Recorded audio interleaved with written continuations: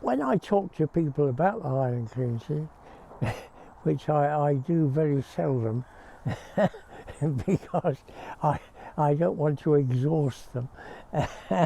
And I know so much about the Highland clearances that anybody would get exhausted listening to me. But sometimes people say, well, what's it matter? It all happened 100 years, 200 years, 300 years. You can't alter it now. If you talk about it till you're black in the face, if you write, you say you've got 5 volumes of the Highland clearances coming out. Well, if you published 100 volumes about the Highland clearances, not a single Highland clearance would be reversed. What's the point? And so you're thrown back on defending history. Why should we know about what happened in the past? I was thinking about this the other day. Occasionally you read in the paper some chap has had a terrible accident and has got some great thing has come and clumped him on the head and he's unconscious, and then when he comes to, this poor chap cannot remember anything. He doesn't know what he's called, he doesn't know who his wife is, he doesn't know if he's married, he doesn't know who his parents are or his children, he doesn't know his work, his job, doesn't know where he lives, he knows nothing. Now when you think about it, you're very sorry for him. And when this happens, it happens very rarely, of course, because it just happens that the important part of the brain has been put out of action. Your memory is all gone. And everybody thinks how terrible it is and rushes forward, and there's an enormous amount of help given to a person in that terrible state, because he just has no idea about how to behave. Why, you're saying you haven't got any shoes on.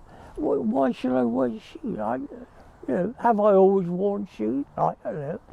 And when you think about it, however sorry and sympathetic you would be to a person in that condition, how much more would you be sorry and sympathetic to a whole people, a whole country who know nothing of the past, had no idea what happened in the past.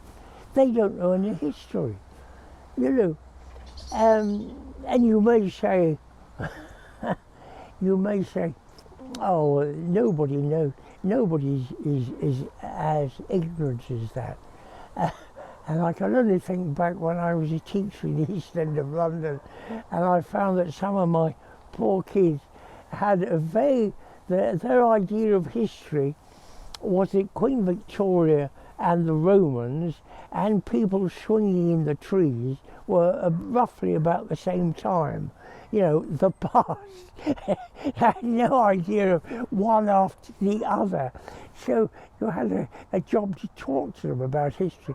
But I mean, imagine a whole society who has no idea when there's a general election. The first thing that you go and ask the person who is standing for your constituency is, why did you do so? Why didn't you do so? Well, no, how could you ask that if you knew nothing about the past? It's incredible. And if you're in a railway train, sometimes you're in a seat facing backwards, and obviously you can't see forwards. But that's like we all are. We cannot see forwards. I don't know what's going to happen tomorrow. No idea. How anybody know what's going to happen tomorrow? But at least I know something about the past. It was, if you're sitting in the railway train, not only can't you see forward, you can't see backwards either. You're completely at a loss for the landscape. You know nothing about it. And that would be the case if you knew nothing about what would happen. your only help to decide what you should do, what would be a good thing for you to do, for your family to do, for your friends to do, for the country to do. The only way you can make a reasonable case is what happened before. When we tried this last time, it was very good. We'll do it again. What happened last time? It was a disaster. We won't do it again. That's the only help towards our future is the past. You cannot ignore the past. If you do ignore it, you're doing it at your peril. For example, supposing we'd forgotten all about the past, and then going through the marketplace, I see somebody with a swastika on his sleeve denouncing trade unionists and Jehovah's Witnesses and Jews and anybody in disagreement, and they should all be sent to concentration camps and executed. And if you heard it, he might vaguely be able to persuade you in a dim way, but you've been through it all. You know what happened in the past. You know what happened in Germany, in Spain, in Italy, in Russia, in all the dictatorial countries.